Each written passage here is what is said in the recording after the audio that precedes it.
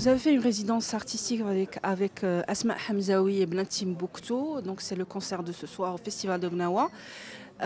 Quelles sont les similitudes selon vous entre la musique Gnawa et les traditions ancestrales bamana?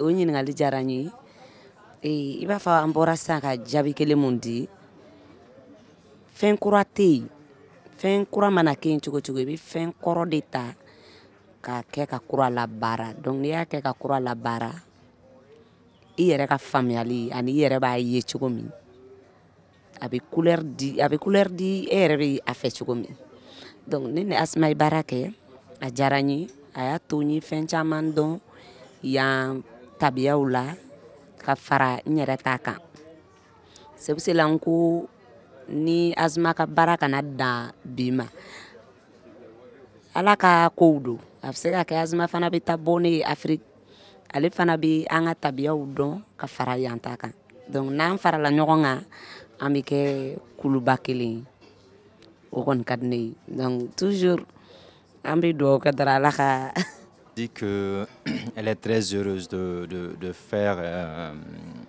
la collaboration avec Asma et elle a découvert plein de choses parce que pour elle, la différence entre la musique traditionnelle et la musique moderne est qu'il n'y a pas de moderne. Parce que tout ce qu'on crée comme moderne, ça va ressortir toujours dans la musique ancienne. Donc on ne fait que retravailler autour de l'ancienne, c'est ça. Donc elle a beaucoup appris et elle souhaiterait que cette collaboration ne s'arrête pas seulement ici, que ça continue. Et aujourd'hui, alhamdoulilah, elle est là. Mais demain, Asma peut se trouver chez elle aussi, faire d'autres collaborations pour que ensemble, entre femmes, entre musiciens, entre artistes, si on s'unit, on se collabore, on a beaucoup plus de la force pour aller beaucoup plus en avant et les messages qu'on veut vont toujours aller aussi de l'avant.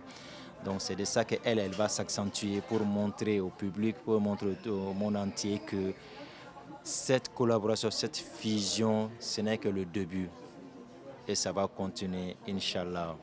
Alors, au début, on vous surnommait la Rose de Bamako. Maintenant, on vous surnomme la Princesse de Djoro. Comment est-ce que ça s'est fait, cette évolution dans ces surnoms et dans ces noms d'artistes? Et comment vous le vivez, vous, personnellement?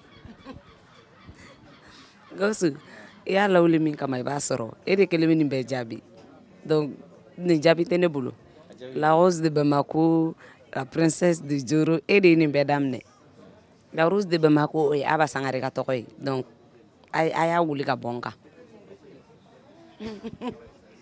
Là, elle me donne le gros boulot parce qu'elle sait que je connais toute l'histoire et donc c'est moi qui vais répondre là-dessus.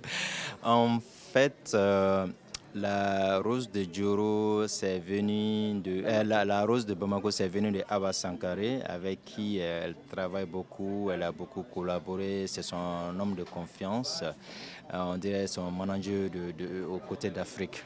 Okay. Donc avec la nouvelle équipe dont je suis le manager du côté Europe, moi j'ai dit que bon, maintenant elle a évolué, elle n'est plus au niveau bas, elle est au niveau international. Donc on va monter le level. Donc ce n'est plus la Rose de Bamako, mais maintenant c'est la Princesse de Djoro. Parce que elle a quitté Djoro pour venir à Bamako. Donc Bamako, c'est pas vraiment son identité. Son identité à elle qui est fidèle à elle et qui va toujours rester, ça c'est Djoro. Parce que c'est Djoro qui est sur ses documents officiaux, tout. C'est Djoro qui est là-bas. Donc on l'a nommée Princesse de Djoro, c'est comme ça que c'est venu. Donc avec l'appellation musicale, c'est amusant, mais en même temps c'est bien parce qu'on voit l'évolution de la rose à la princesse, donc ça veut dire que les choses évoluent. Donc elle aussi, elle essaie d'évoluer. Donc si le nom évolue aussi, ça tant mieux. Vous avez grandi entouré par les chants de votre grand-mère.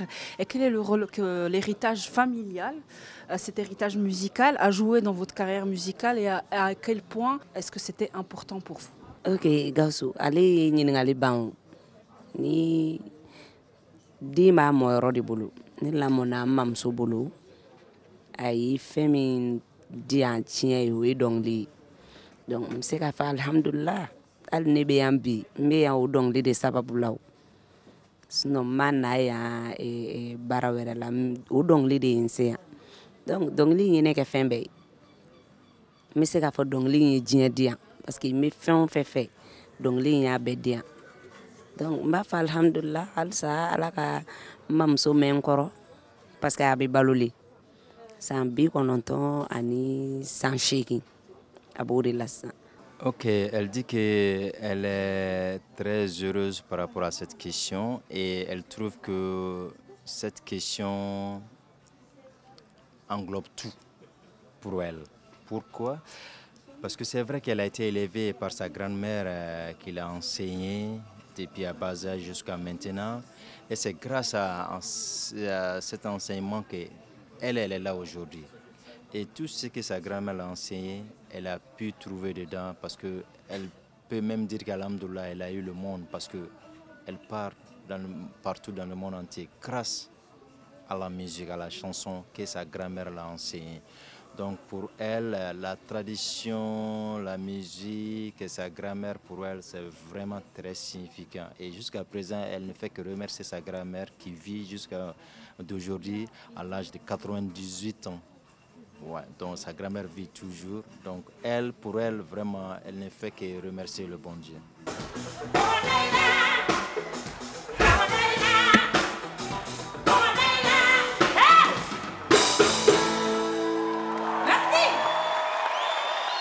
Thank you.